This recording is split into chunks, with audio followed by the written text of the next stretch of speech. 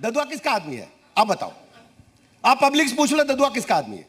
ददुआ अंतरराष्ट्रीय दस्यु, जिसको AK-56 लेकर के STF हमीरपुर के और बुंदेलखंड के पाठा में पड़ी रही और छाती पर गोली खाई, कई पुलिस वाले मारे गए, इनकाउंटर हुआ, पुलिस मारी गई, ददुआ भग के भाग जाता था।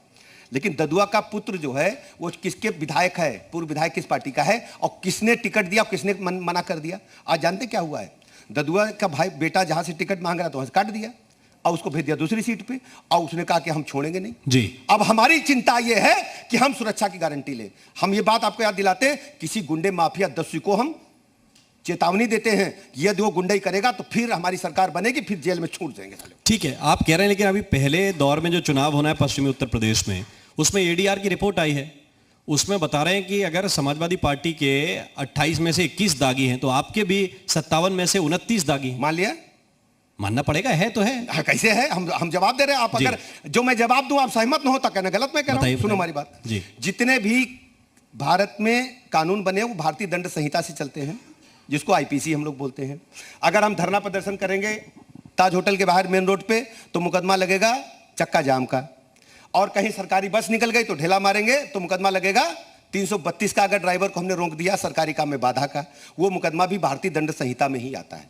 यदि जनहित के कारण बिजली बत्ती को लेकर, कानून व्यवस्था को लेकर, किसी पुलिस प्रताड़ना को लेकर भारतीय जनता पार्टी के किसी कार्यकर्ता ने रोड जाम किया, रैंपेज हुआ है, उन घटनाओं के आधार पर उनका नाम ADR में आया है। कोई listed criminal mafia history sheeter हमारी पार्टी का ना उम्मीदवार है ना सदस्य है, मैं दावे के साथ कह सकता हूं। और इनके यहां रजिस्टर नंबर 8 जो थाने में खुलता है, हिस्ट्री सीटर ऐसे नहीं बनता है। 20-25 मुकदमा होना चाहिए, हत्या, लूट, डकैती, बलात्कार, झगड़ा, फसाद, बलवा के, तब हिस्ट्री सीट खुलती। हिस्ट्री सीटरों की लिस्ट है इनके पास, बलात्कारियों की लिस्ट है, जमीन पर कब्जा करने वाले की लिस्ट है, और जो नाहिद हसन जिसने चुनाव लड़ने से मना किया, जेल से चुनाव लड़ रहा है, वो तो दंगाई है। कौन नहीं जानता मुजफ्फरनगर दंगा उसी ने कराया था, और उसकी बहन को आज बोनट पे लेके घूम रहे हैं आप। कौन नहीं जानता कि आपने बलात्कारियों को टिकट दिया है? कौन नहीं जानता मनी लॉन्ड्रिंग के आरोपियों को आपने टिकट दिया है? कौन नहीं जानता कि खनन माफिया जो जेल में है उसकी बीवी को आपने टिकट दिया है? कौन नहीं जानता दुर्दांत ददुआ के पुत्र को आपने टिकट दिया तो उसने ठुकरा दिया? कौन नहीं जानता? हमारे एक नाम बता दो, एक नाम बता दो। लेकिन अच्छा सुनो जी, आप भी बहुत पास से राजनीति देख रहे हो, मैं भी देख रहा हूं। एक नाम बता दो जो लिस्टेड क्रिमिनल हो बीजेपी का, मैं छोड़ चला जाऊंगा। ठीक है, मैं एक नाम बताओ आप। देखिए,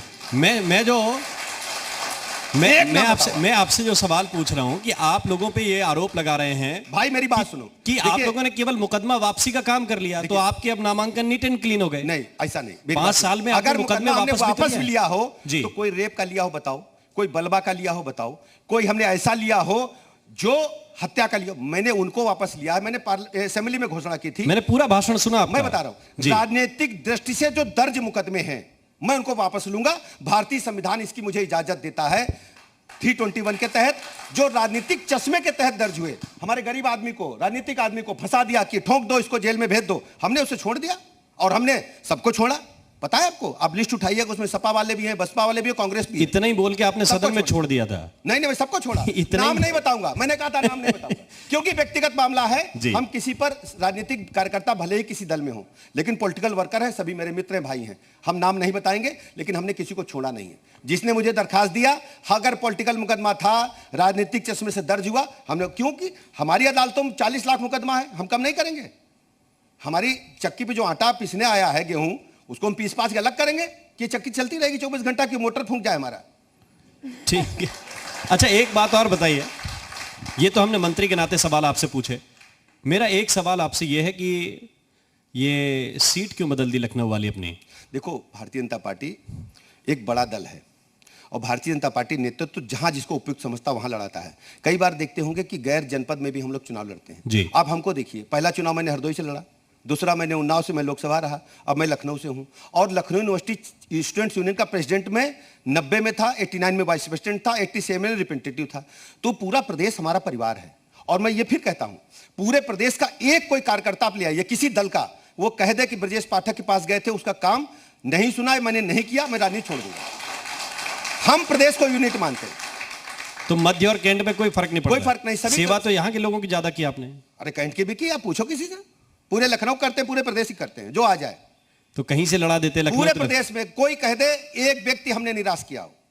तो इस बार क्या हो रहा है, लखनऊ बहुत से टिकट इधर उधर कर दिया आप कोई लोगों ने। फर्क नहीं है, हम देखते हैं कि लोगों की डिमांड कहां पर है, जनता किसको प्यार कर रही है, और राजनीतिक नेतृत्व, हमारा जो केंद्रीय नेतृत्व है, प्रदेश नेतृत्व निर्णय लेता है, और हम सब कार्यकर्ता उसको सिरोधार करते हुए और चुनाव में जाते हैं। और जनता का देखिए, जनता मोहर मारती है और हर बार मतदान प्रतिशत बढ़ाते हुए और हमारा जीत का आधार बढ़ाती है, और जो जीत का संख्या बढ़ाती जाती है। तो इस बार संख्या कहां जाके रुकेगी, एक आखिरी प्रश्न आपसे। ऐतिहासिक विजय होगी, प्रचंड बहुमत की सरकार बनेगी। पिछली बार भी इतिहास ही रचा था, प्रचंड बहुमत की सरकार बनी। कारण उसका जानते बढ़ने हैं, वाले हैं। देखिए गरीब आदमी को क्या चाहिए, गरीब आदमी को लपदप नहीं चाहिए, गरीब आदमी को तुम्हारा भौकाल नहीं चाहिए, गरीब आदमी को चाहिए 2 टाइम का भोजन, गरीब आदमी को चाहिए मकान, गरीब आदमी को चाहिए बिजली। पहले ये बत्ती जले एलईडी, बड़े आदमी का टालिकम जलती थी, गरीब आदमी दिया जलाता था, मोमबत्ती भी नहीं, मट्टी तेल। अब मट्टी तेल बिकता नहीं, क्यों, सबके बत्ती पहुंच गई। हमने 1,18,00,000 बिजली के कनेक्शन दिए उत्तर प्रदेश में। आजादी के बाद 1,18,00,000 बत्ती, मतलब तुमने किया क्या, सरकारें चलाई, किया क्या तुमने कि हमारी सरकार को 1,18,00,000 बिजली कनेक्शन देने पड़े। पुरवा पाले मजरा एक कनेक्शन नहीं था, गांव में बत्ती जल रही, प्रधान जी के दरवाजे पर जल रही, बाकी लोग कह रहे सोलर लगवा दो, अब बत्ती लग गई सबके यहाँ। सबको बत्ती दे दी और एलईडी बल्ब दिया, एलईडी बल्ब भी बांटा निःशुल्क। ठीक, तो बत्ती इस बार किसकी लगा रहे हैं? बत्ती प्रदेश की जनता की पूरी चकाचौंध है, और बत्ती लगाने का जो मुहावरा आप कर रहे हैं वो हम किसी को लगाते नहीं, हम सबका सम्मान करते हैं। चलिए, बहुत बहुत धन्यवाद, बहुत बहुत शुक्रिया आपका हमारे साथ इस मंच पर शामिल होने के। बहुत बहुत आभार आपका, धन्यवाद, नमस्कार।